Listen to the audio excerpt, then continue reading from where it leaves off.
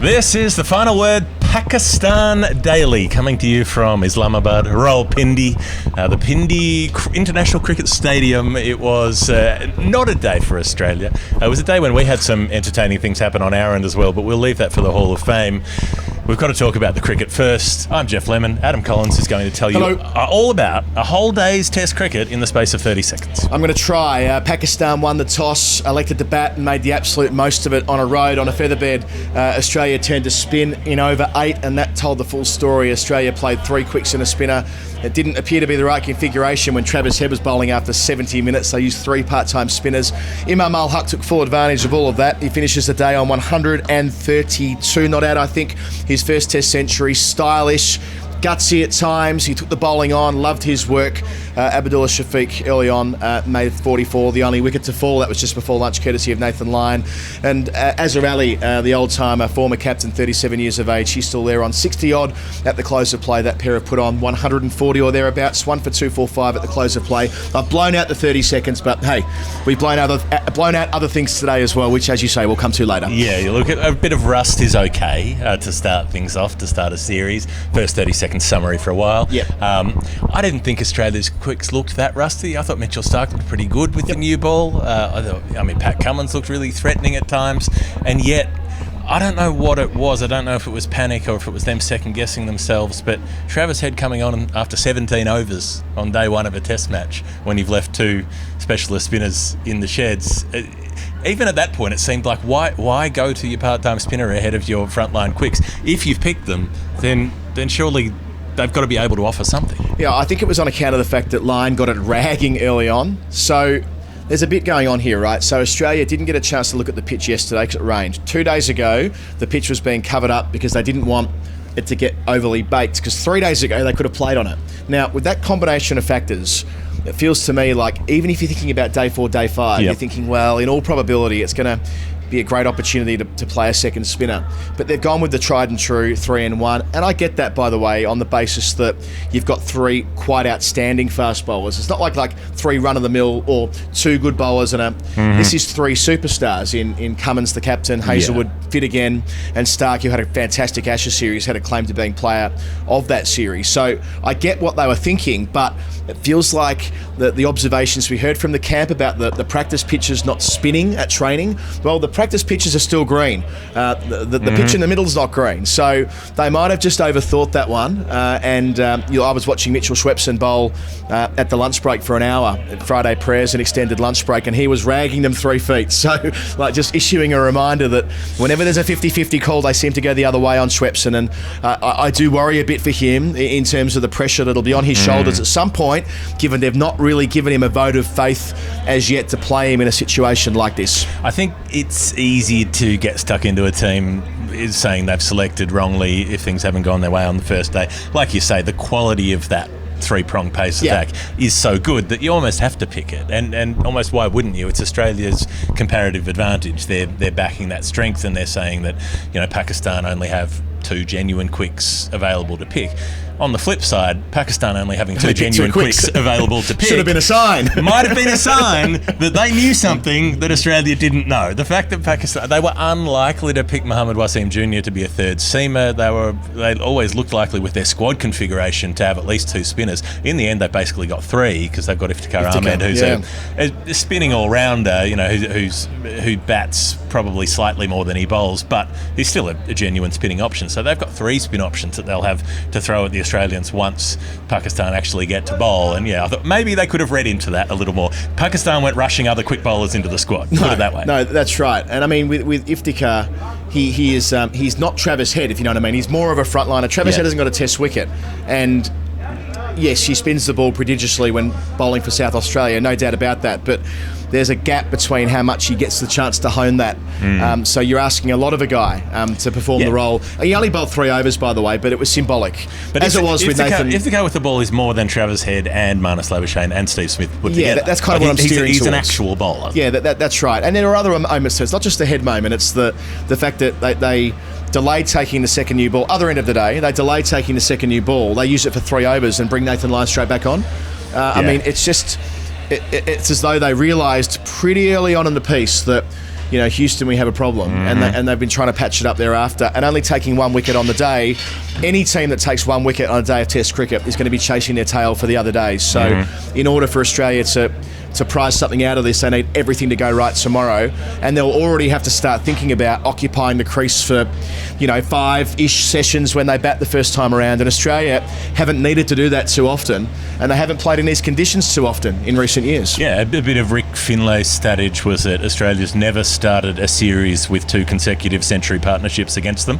Right. So, back to back, that's what happened with Abdullah Shafiq, who was bright, who was sprightly, who got undone in the way that a 22-year-old who's already hit 1/6 in his innings might come undone, which is trying to hit another one and holing out, just sort of skying it up towards mid-on. But there was positivity. So Imam and Abdullah Shafiq each hit a 6 in their partnership. So early, first session, day 1, they were still happy to go after the spinners and try to put them over the rope.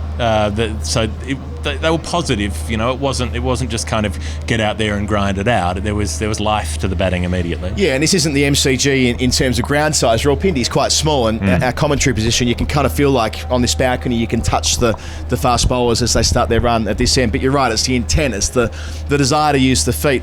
Just to go back to Shafiq for a moment, he's playing his 6th first-class game. We mentioned yesterday he's played now in his 3rd Test match, but he reminded me of Shubham Gill in many respects. I mean, that is bold cricket, and not just when he took on Lyon either. I'm talking just as much about the way that he got into position to punch the ball hard behind point. He's got game, that guy. So credit to the Pakistan selectors for backing in a young bloke there.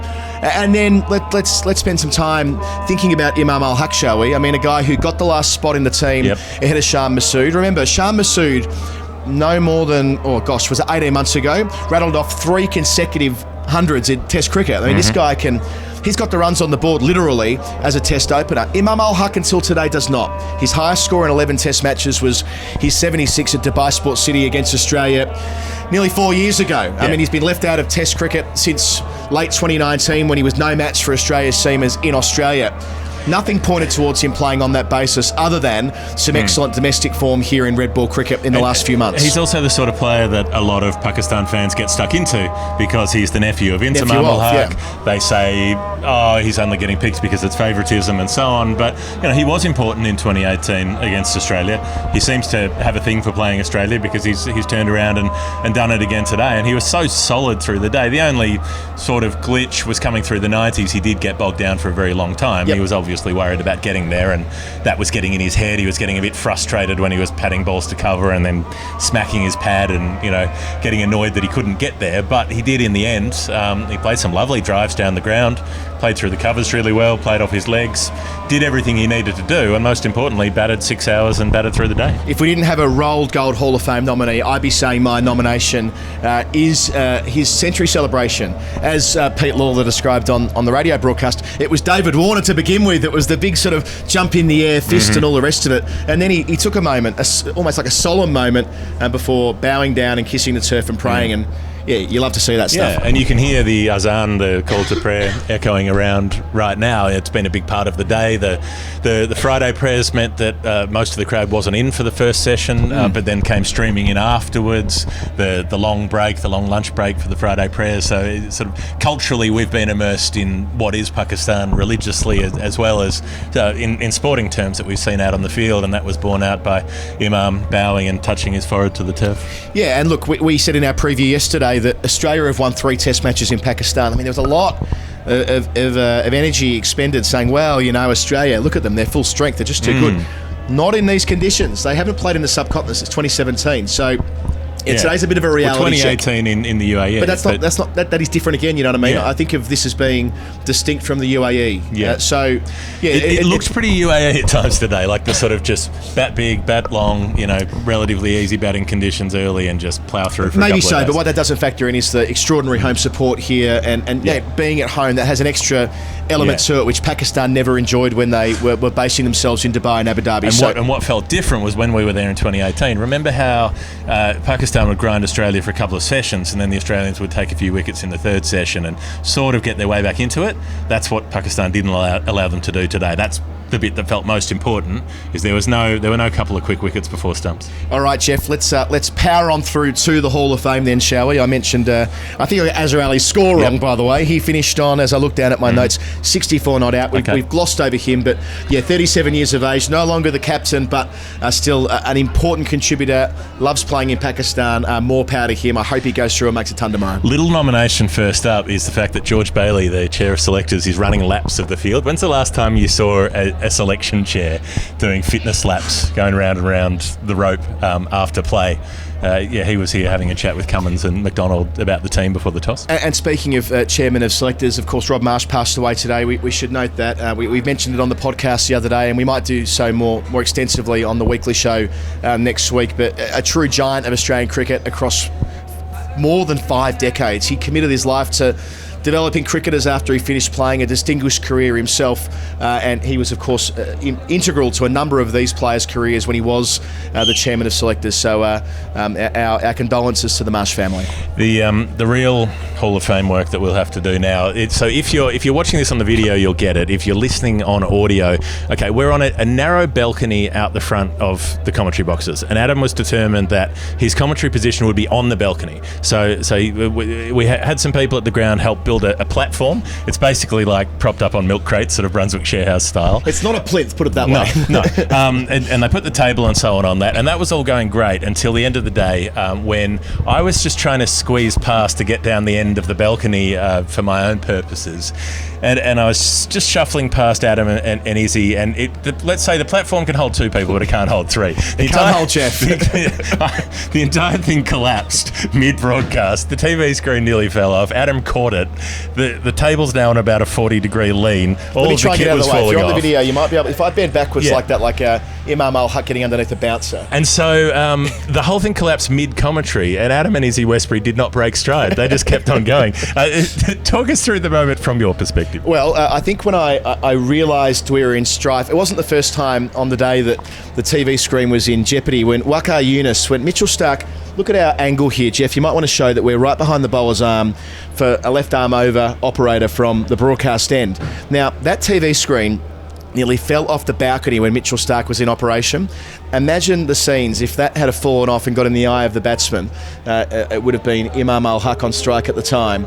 And if not for Waqar Younis' safe hands, he loved playing Test cricket here, more wickets than anyone at this ground in his storied playing career, but a great pair of mitts and saved a disaster there. But there was nothing that would save the Governor General. No, there was nothing that was going to save the stack of milk crates when Geoff put his big size 17 through it. And somehow Izzy managed to have the presence of mind to take a couple of photos through the middle of the whole thing, so we'll put them online. I think you did as well, Geoff.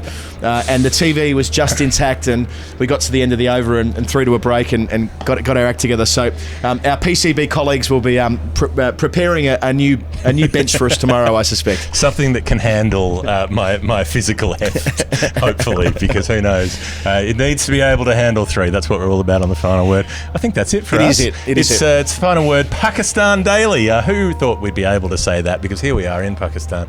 Karachi up next, Lahore after that. But this test match will continue. We'll be here every day of the test match on the Pakistan Daily. We'll see you tomorrow. Good night.